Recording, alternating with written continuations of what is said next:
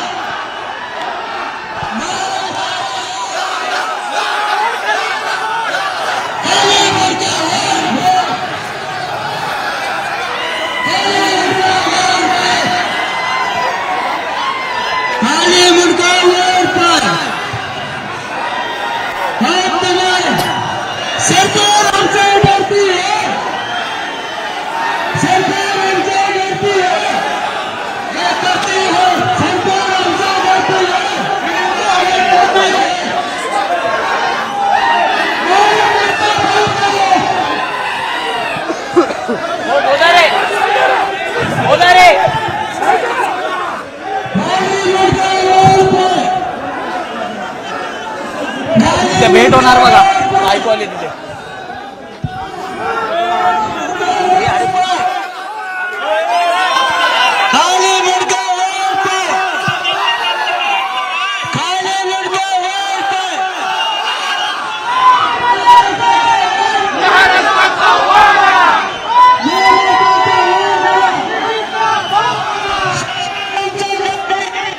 चला चला पुढे चला, कॅमेरा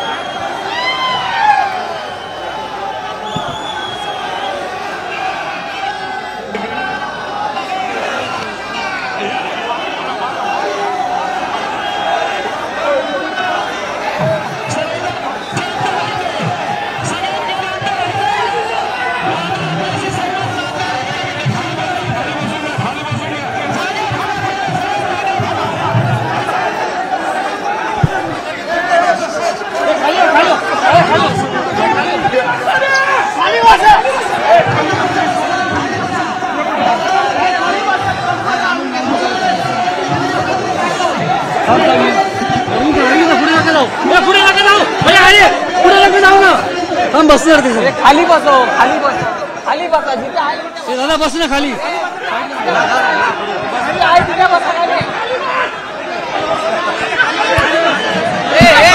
भाऊ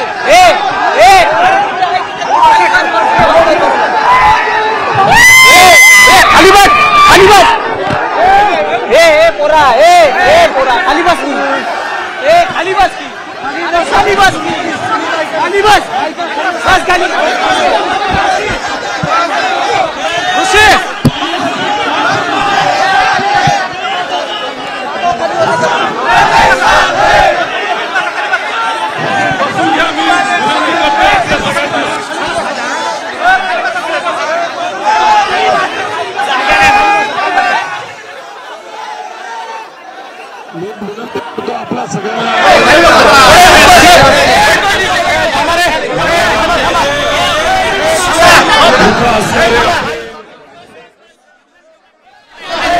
सर्व संघर्ष यात्री आहेत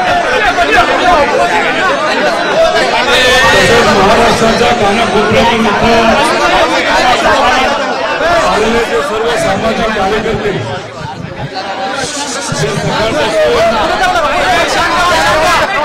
साहेबांच्या प्रेमापोटी तशाच्या आपल्या देशामध्ये आणि महाराष्ट्रामध्ये जे काही चुकीचं चाललंय लोकशाहीचा आवाज दाबण्याचा प्रयत्न काही शक्तींच्या माध्यमातून जो केला जातो तो पद्धत नसल्यामुळे इथलं आपल्यातले अनेक सामाजिक कार्यकर्ते सकाळपासून उपोषण करत आहेत। या सर्व सामाजिक कार्यकर्त्यांना जे सकाळपासून उपोषण करत आहेत त्यांना मी विनंती करण्यासाठी आपल्या सर्वांच्या व तसंच महाराष्ट्राच्या वतीने मी इथं ते दिवसभर त्यांचे आभार व्यक्त करतो। तसंच परत एकदा त्यांना मी विनंती करतो की मी आपल्या सर्वांसाठी इथं पिण्यासाठी सरबत आणलेलं आहे तर ते तुम्ही घ्यावं। सांगा व्यवस्थित आमच्याशी वागायला। अहो भावनिक आहेत लोक भावनिक आहेत सांगतो। तर इथं या सर्व सामाजिक कार्यकर्त्यांना मी विनंती करतो की त्यांनी त्यांचं उपोषण मागे घ्यावं।